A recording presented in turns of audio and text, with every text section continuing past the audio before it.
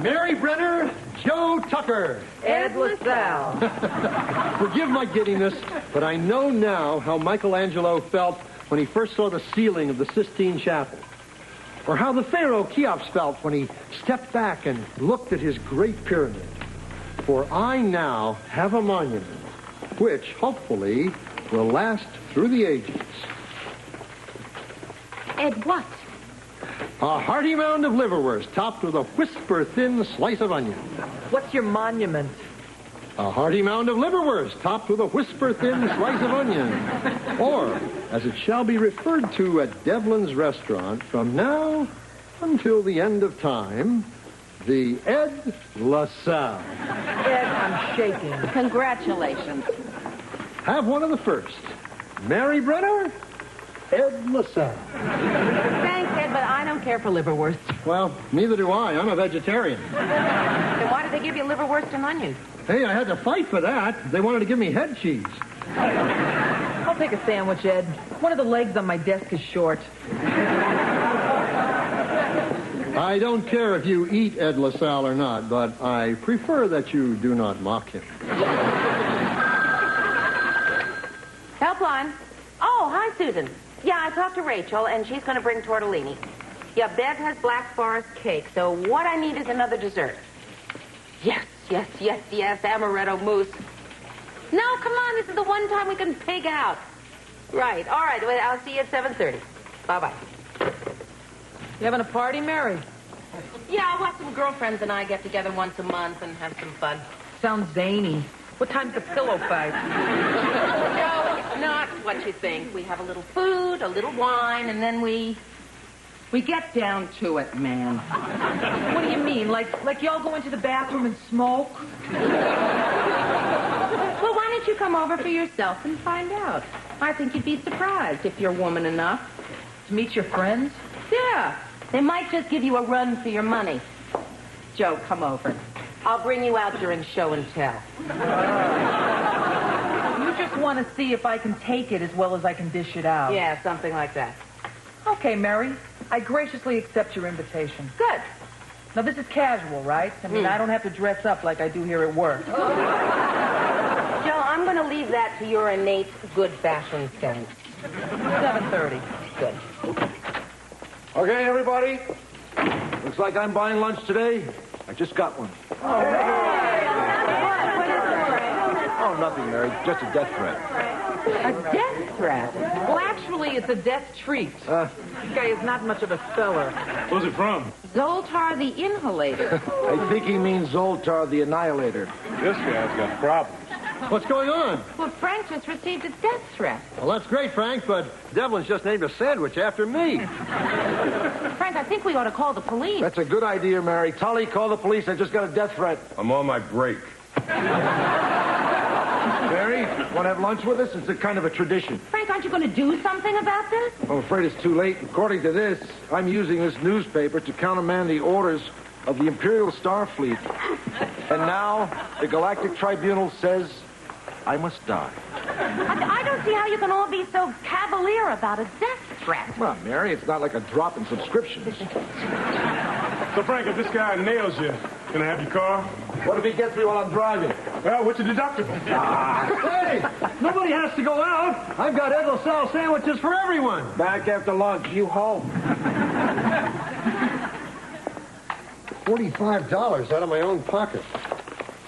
Well, I suppose it's a small price to pay for immortality. Ed, you're leaking. Oh.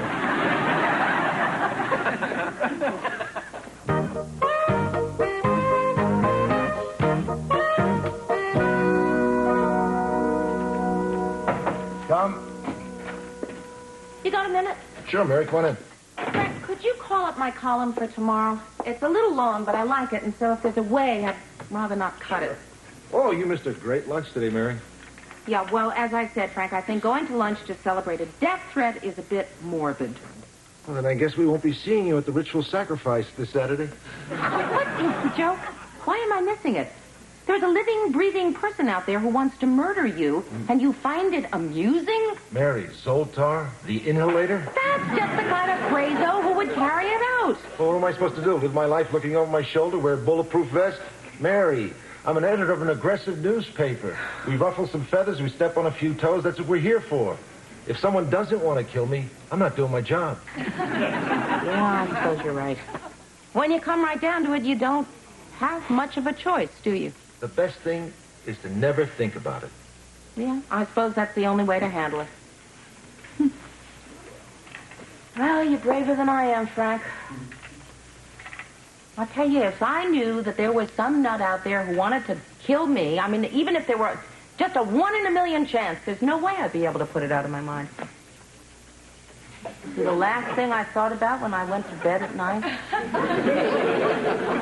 first thing I thought about in the morning, if I slept at all, I don't think I'd be able to walk down the street.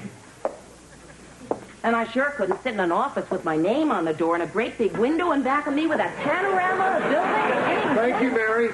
You're right, Frank. I'm not helping you laugh this off, am I? Colin's fine. Okay, thanks. Guess I have a bit to learn about the newspaper business. You'll get there. Right. Thanks. Listen, Frank, the next time you get a death threat, assuming you survive this one, I'd love to have lunch with you. Sure. I'm going to get out of here now because I don't want to be hit by a stray laser beam. Goodbye, Mary. Bye, Frank.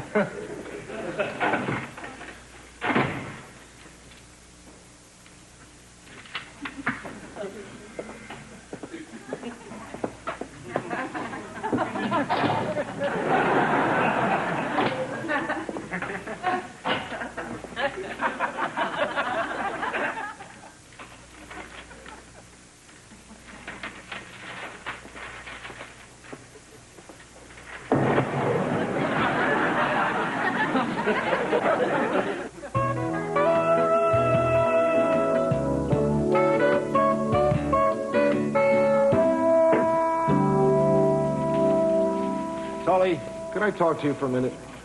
I'll be glad to. Let me go punch back in. Tully, it'll only take a minute. Fine. I'm out of here tomorrow at 4:59. How long have you been with the paper? 27 of the happiest years of my life. Why? Well, a lot of death threats during that time. Oh, what these eyes have seen, Frank. Any of them carried out? Why do you ask? You worried, big fella? No, just curious. If it make you feel any better, no death threats were actually carried out. Thanks, Tully. Oh, no, wait a minute. Where's my mind?